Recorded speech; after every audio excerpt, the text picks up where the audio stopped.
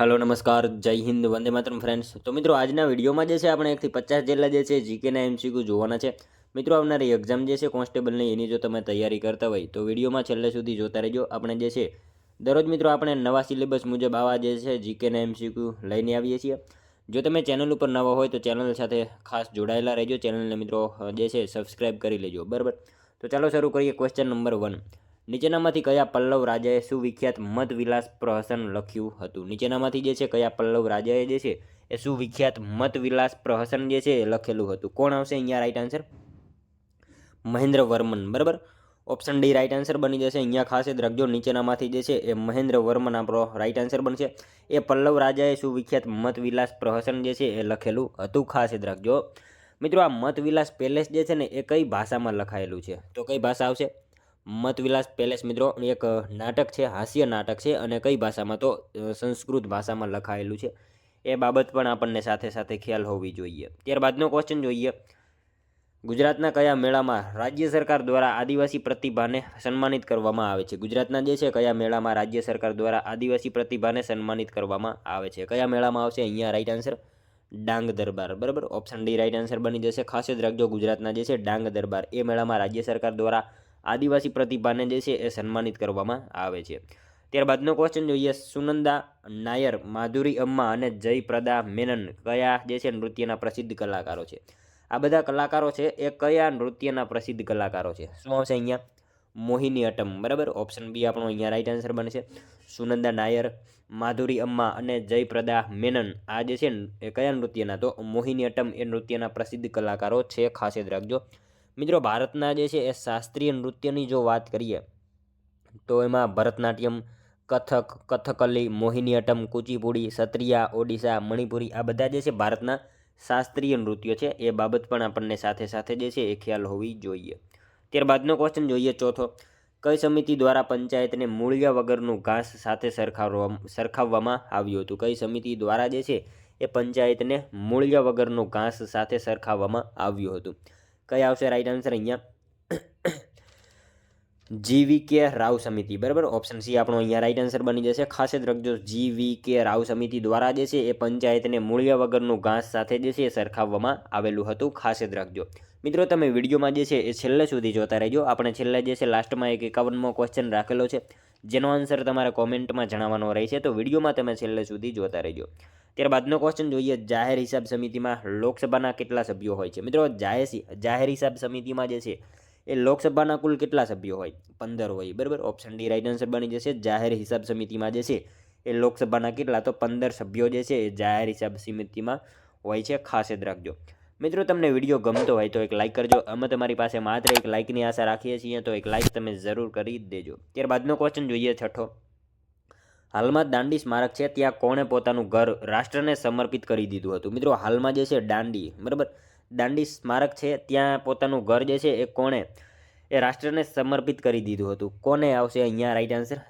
સિરાજુદ્દીન વાસી શેઠ, બરાબર। Option D right answer બની જશે। અહીંયા ખાસ યાદ રાખજો, હાલમાં દાંડી સ્મારક છે ત્યાં પોતાનું ઘર કોણે? તો સિરાજુદ્દીન વાસી શેઠ જે છે એમને પોતાનું ઘર રાષ્ટ્રને સમર્પિત કરી દીધું હતું। મિત્રો વાત કરીએ ગાંધીજી, બરાબર, ગાંધીજી પોતે દાંડી પહોંચ્યા એટલે સિરાજુદ્દીન શેઠ જે છે એમનું સ્વાગત કરે છે। અને દાંડી યાત્રા દરમિયાન ગાંધીજી રાતવાસો કોના મકાનમાં કરશે? તો સિરાજુદ્દીન શેઠ જે છે એમના મકાનમાં રાતવાસો કરશે। અને પછી ગાંધીજી જે છે એ ચપટી મીઠું ઉપાડીને મીઠાના કાયદાનો ભંગ કરશે। અને સિરાજુદ્દીન શેઠ જે છે એ ગાંધીજીથી પ્રભાવિત થયા અને આઝાદી પછી સિરાજુદ્દીન શેઠે પોતાનું જે મકાન છે જ્યાં ગાંધીજીએ દાંડી યાત્રા દરમિયાન રાતવાસો કરેલો હતો, આ મકાનને જે છે ને એ રાષ્ટ્રને સમર્પિત કરી દીધું હતું એમને। અને મિત્રો 1961ના વર્ષમાં જે છે એ રાષ્ટ્રને સમર્પિત કરી દીધું હતું। અને જવાહરલાલ નહેરુએ 1961માં જે છે ઉદ્ઘાટન કર્યું હતું અને દાંડી સ્મારક બનાવવામાં આવ્યું હતું। આ તમામ માહિતી આપણને એના વિશે ખ્યાલ હોવી જોઈએ। નેક્સ્ટ ક્વેશ્ચન જોઈએ ત્યારબાદનો। કયા સુધારા દ્વારા બંધારણમાં આંતરિક અશાંતિ શબ્દને સશસ્ત્ર બળવો દ્વારા બદલાવવામાં આવ્યો છે? કયા સુધારા દ્વારા જે છે એ બંધારણમાં આંતરિક અશાંતિ શબ્દને જે છે એ સશસ્ત્ર બળવો દ્વારા બદલાવવામાં આવ્યો છે? શું આવશે રાઈટ આન્સર? 44મો બંધારણીય સુધારો, બરાબર। ઓપ્શન એ આપણો અહીંયા રાઈટ આન્સર બની જશે, ખાસ યાદ રાખજો। ત્યારબાદનો ક્વેશ્ચન જોઈએ। બંધારણના કયા ભાગમાં કટોકટી અંગેની જોગવાઈઓ કરવામાં આવી છે? મિત્રો બંધારણના જે છે એ કયા ભાગમાં કટોકટી અંગેની જોગવાઈઓ જે છે એ કરવામાં આવેલી છે? ભાગ 18માં કરવામાં આવેલી છે, બરાબર। ખાસ યાદ રાખજો, બંધારણના કયા ભાગમાં? તો ભાગ 18માં જે છે એ કટોકટી અંગેની જોગવાઈઓ જે છે એ કરવામાં આવેલી છે. ત્યારબાદનો ક્વેશ્ચન જોઈએ, ગુજરાતનો સૌથી મોટો ભાતીગળ મેળો કયો છે? મિત્રો ગુજરાતનો જે છે સૌથી મોટો ભાતીગળ મેળો એ નીચેનામાંથી કયો છે? તરણેતરનો મેળો આવશે. બરાબર, ખાસ યાદ રાખજો, ગુજરાતનો સૌથી મોટો ભાતીગળ મેળો કયો? તો તરણેતરનો મેળો જે છે ગુજરાતનો સૌથી મોટો ભાતીગળ મેળો છે. ત્યારબાદનો ક્વેશ્ચન જોઈએ, ભારતના બંધારણના કયા અનુચ્છેદમાં કોમન સિવિલ કોડની જોગવાઈ કરવામાં આવી છે? મિત્રો ભારતના બંધારણના જે છે એ કયા અનુચ્છેદમાં કોમન સિવિલ કોડની જોગવાઈ કરવામાં આવી છે? શું આવશે રાઈટ આન્સર? અનુચ્છેદ 44 રાઈટ આન્સર બનશે. બરાબર, ભારતના બંધારણના જે છે અનુચ્છેદ 44માં કોમન સિવિલ કોડની જોગવાઈ કરવામાં આવેલી છે. મિત્રો બંધારણના ભાગ 4માં રાજ્યનીતિના માર્ગદર્શક સિદ્ધાંતો છે, તેમાં અનુચ્છેદ 36 થી 51 એની અંદર આવશે, અને અનુચ્છેદ 44માં જે છે એ કોમન સિવિલ કોડ માટે છે. બરાબર, ખાસ યાદ રાખજો. ત્યારબાદનો ક્વેશ્ચન જોઈએ, ઉબેર કપ કઈ રમત સાથે સંકળાયેલ છે? મિત્રો ઉબેર કપ જે છે કઈ રમત સાથે સંકળાયેલ છે? કઈ રમત આવશે અહીંયા રાઈટ આન્સર? બેડમિન્ટન. બરાબર, ઓપ્શન સી આપણો અહીંયા રાઈટ આન્સર બનશે. ખાસ યાદ રાખજો, ઉબેર કપ જે છે એ કઈ રમત સાથે? તો બેડમિન્ટન એ રમત સાથે જે છે એ ઉબેર કપ સંકળાયેલ જોવા મળે છે. ત્યારબાદનો ક્વેશ્ચન જોઈએ, જૈન ધર્મની પ્રથમ ધર્મસભા જે અજાતશત્રુના શાસન દરમિયાન યોજાઈ હતી, આ અજાતશત્રુ કયા વંશનો શાસક હતો? શું આવશે મિત્રો અહીંયા? જૈન ધર્મની પ્રથમ ધર્મસભા જે છે એ અજાતશત્રુના શાસન દરમિયાન યોજાઈ હતી, તો આ અજાતશત્રુ જે છે કયા વંશનો શાસક હતો? શું આવશે મિત્રો અહીંયા? હર્યક વંશનો શાસક હતો. બરાબર, ઓપ્શન એ આપણો અહીંયા રાઈટ આન્સર બનશે. જૈન ધર્મની પ્રથમ ધર્મસભા જે છે અજાતશત્રુના શાસન દરમિયાન યોજાઈ હતી, આપણે સૌ જાણીએ છીએ. તો અજાતશત્રુ કયા વંશનો? તો હર્યક વંશનો જે છે એ રાજા હતો. ત્યારબાદનો ક્વેશ્ચન જોઈએ, ગુજરાત રાજ્યની પ્રથમ વિધાનસભાના ચૂંટાયેલા અધ્યક્ષનું નામ શું હતું? મિત્રો ગુજરાત રાજ્યની જે છે પ્રથમ વિધાનસભાના ચૂંટાયેલા અધ્યક્ષનું નામ જે છે એ શું હતું? શું હતું રાઈટ આન્સર અહીંયા? માનસિંહજી રાણા. બરાબર, ઓપ્શન ડી રાઈટ આન્સર બને છે. ખાસ યાદ રાખજો, ગુજરાત રાજ્યની જે છે પ્રથમ વિધાનસભાના ચૂંટાયેલા અધ્યક્ષનું નામ શું? તો માનસિંહજી રાણા જે છે એમનું નામ હતું. ત્યારબાદનો ક્વેશ્ચન જોઈએ, ભારતના નિયંત્રક અને મહાલેખા પરીક્ષક કોને જવાબદાર હોય છે? મિત્રો ભારતના જે છે એ નિયંત્રક અને મહાલેખા પરીક્ષક કોને જવાબદાર હોય? સંસદને હોય. બરાબર, ઓપ્શન એ આપણો અહીંયા રાઈટ આન્સર બનશે.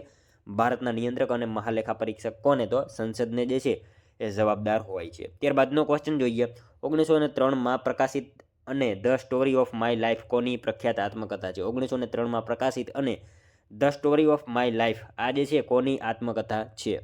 કોની આવશે રાઈટ આન્સર? વેલન કેલર. બરાબર, ઓપ્શન એ આપણો અહીંયા રાઈટ આન્સર બનશે.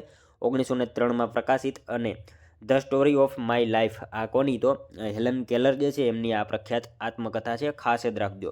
ત્યારબાદનો ક્વેશ્ચન જોઈએ, મહાગુજરાત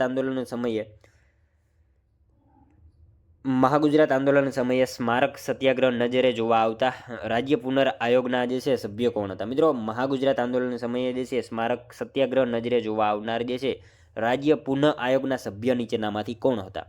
કોણ આવશે રાઈટ આન્સર? હૃદયનાથ કુંજરુ. બરાબર, ઓપ્શન બી આપણો અહીંયા રાઈટ આન્સર બનશે. ખાસ યાદ રાખજો, મહાગુજરાત આંદોલન સમયે જે છે એ સ્મારક સત્યાગ્રહ નજરે જોવા આવનાર રાજ્ય પુનઃ આયોગના સભ્ય કોણ? તો હૃદયનાથ કુંજરુ જે છે એ હતા. ખાસ યાદ રાખજો. ત્યારબાદનો ક્વેશ્ચન જોઈએ, ઇન્ડિયન ઇન્સ્ટિટ્યૂટ ઓફ ટ્રોપિકલ મટીરિયોલોજીનું મુખ્યાલય ક્યાં આવેલું છે? ઇન્ડિયન ઇન્સ્ટિટ્યૂટ ઓફ ટ્રોપિકલ મટીરિયોલોજીનું મુખ્યાલય જે છે એ ક્યાં આવેલું છે? પૂનામાં આવશે. બરાબર, ખાસ યાદ રાખજો, ઓપ્શન સી આપણો અહીંયા રાઈટ આન્સર બનશે. ત્યારબાદનો ક્વેશ્ચન જોઈએ, ભારતના બંધારણમાં કઈ અનુસૂચિમાં ભાષા સંબંધિત જોગવાઈઓ કરવામાં આવી છે? મિત્રો ભારતના બંધારણમાં જે છે એ કઈ અનુસૂચિમાં ભાષા સંબંધિત જોગવાઈઓ કરવામાં આવી છે? કઈ અનુસૂચિ આવશે?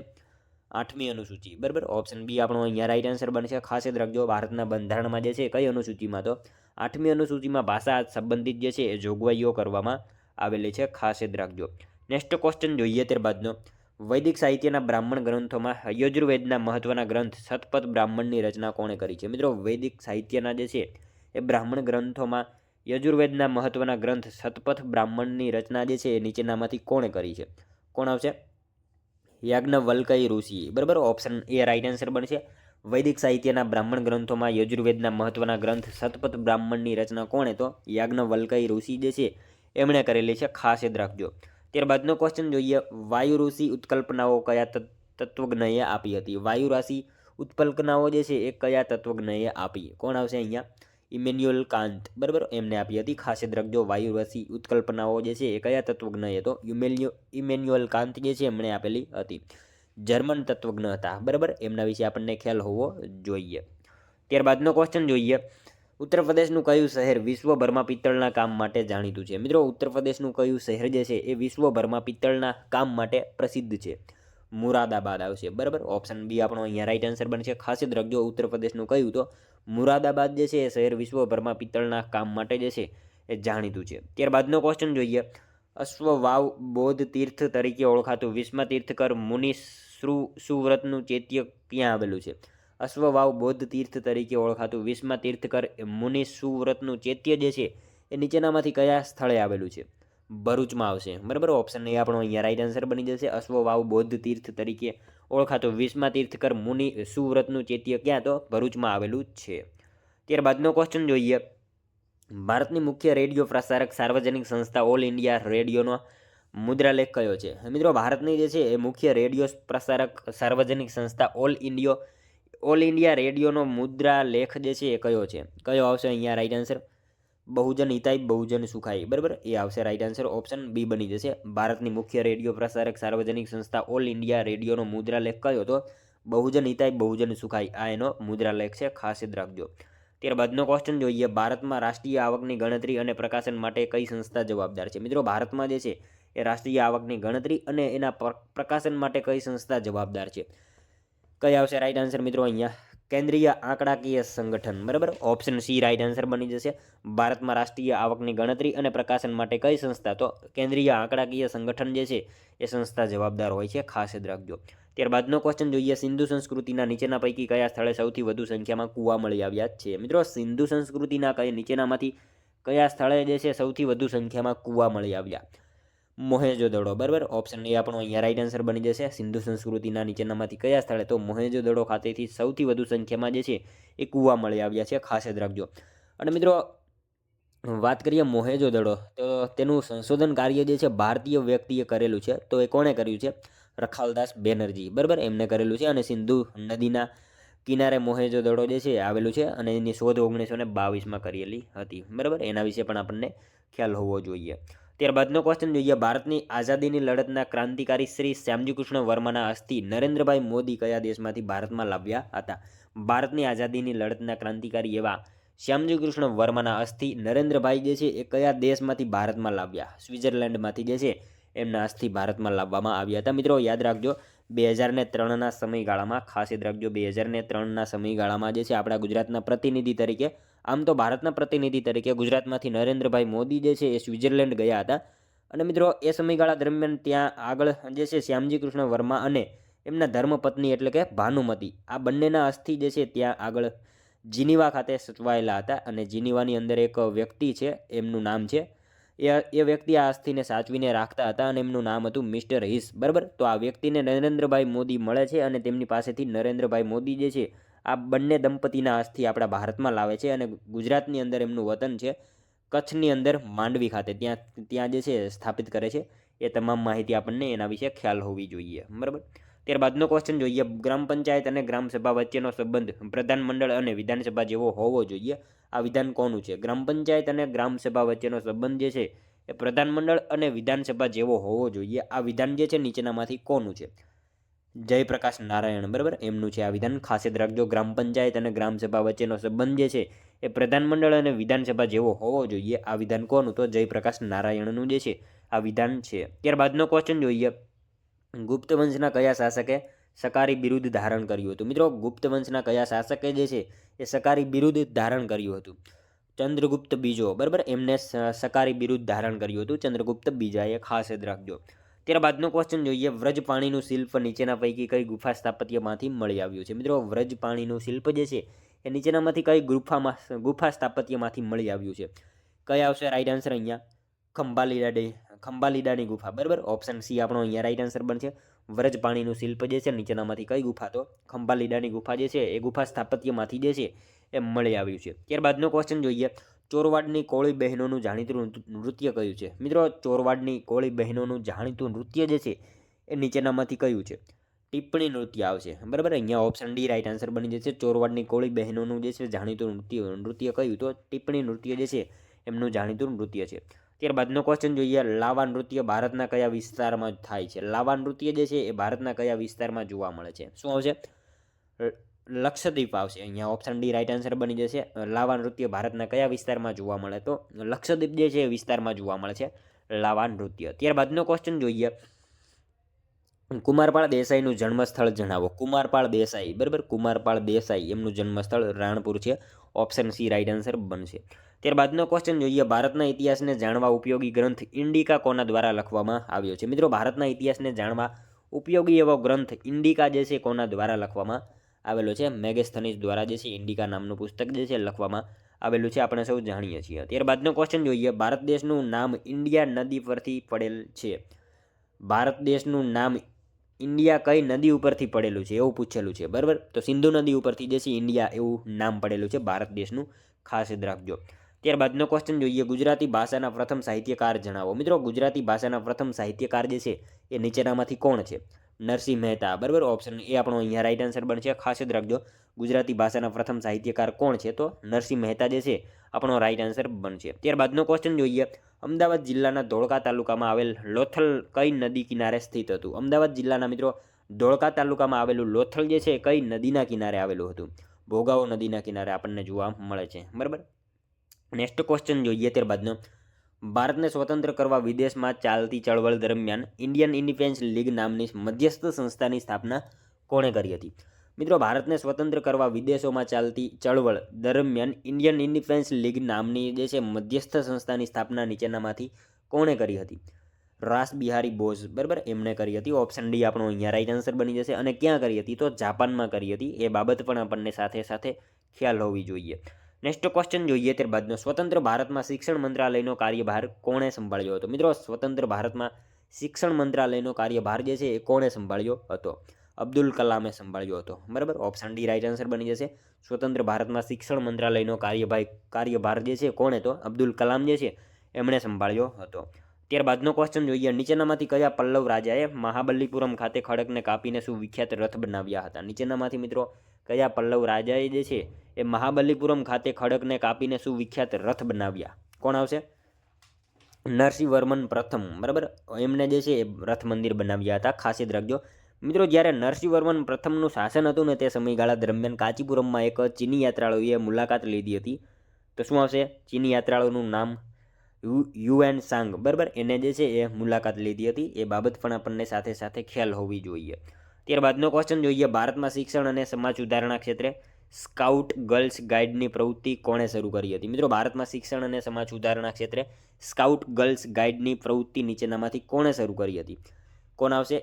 એની બેસન્ટે જે છે એ શરૂ કરેલી હતી. ખાસ યાદ રાખજો, ભારતમાં શિક્ષણ અને સમાજ સુધારણા ક્ષેત્રે સ્કાઉટ અને ગર્લ્સ ગાઈડની પ્રવૃત્તિ કોણે? તો એની બેસન્ટ જે છે એમણે શરૂ કરેલી હતી, ખાસ યાદ રાખજો. જોઈએ ત્યારબાદનો નેક્સ્ટ ક્વેશ્ચન, 1929માં પૂર્ણ સ્વરાજનો ઠરાવ કયા અધિવેશનમાં પસાર કરવામાં આવ્યો હતો? મિત્રો, 1929માં જે છે એ પૂર્ણ સ્વરાજનો ઠરાવ જે છે કયા અધિવેશનમાં પસાર કરવામાં આવેલો હતો? લાહોર અધિવેશન આવશે, બરાબર. ઓપ્શન એ આપણો અહીંયા રાઈટ આન્સર બનશે. ખાસ યાદ રાખજો, 1929માં પૂર્ણ સ્વરાજનો ઠરાવ જે છે કયા અધિવેશનમાં? તો લાહોર અધિવેશનમાં જે છે એ પૂર્ણ સ્વરાજનો ઠરાવ પસાર કરવામાં આવ્યો હતો, અને જેના અધ્યક્ષ હતા જવાહરલાલ નહેરુ. રાવી નદીના તટ ઉપર ભરાયું હતું આ અધિવેશન, અને એની અંદર પૂર્ણ સ્વરાજનો જે છે ઠરાવ પસાર કરવામાં આવ્યો હતો. એના વિશે પણ આપણને ખ્યાલ હોવો જોઈએ.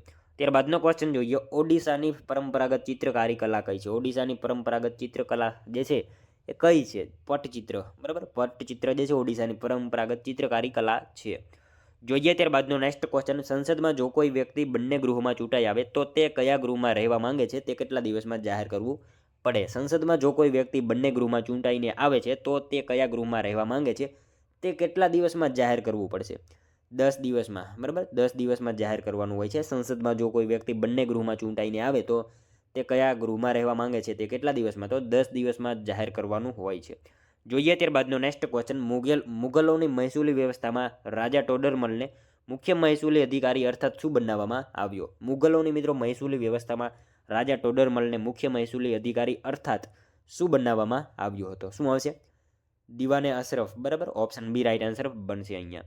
જોઈએ ત્યારબાદનો નેક્સ્ટ ક્વેશ્ચન, ભારતમાં ઈવીએમથી થતી ચૂંટણી પ્રક્રિયામાં સૌપ્રથમ નોટાનો પ્રયોગ કયા રાજ્યની વિધાનસભાની ચૂંટણીમાં કરવામાં આવ્યો? ભારતમાં મિત્રો ઈવીએમથી થતી ચૂંટણી પ્રક્રિયામાં સૌપ્રથમ નોટાનો પ્રયોગ જે છે કયા રાજ્યની વિધાનસભાની ચૂંટણીમાં કરવામાં આવ્યો હતો? કયા રાજ્યની આવશે?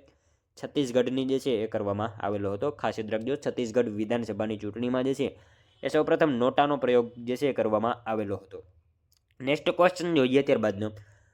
પ્રાચીન ભારતના કયા મહાન ગણિતજ્ઞને ભારતના પાયથાગોરસ ગણી શકાય? મિત્રો, પ્રાચીન ભારતના જે છે કયા મહાન ગણિતજ્ઞને ભારતના પાયથાગોરસ ગણી શકાય? કોને આવશે? બ્રહ્મગુપ્તને જે છે એ ગણી શકાય. ખાસ યાદ રાખજો.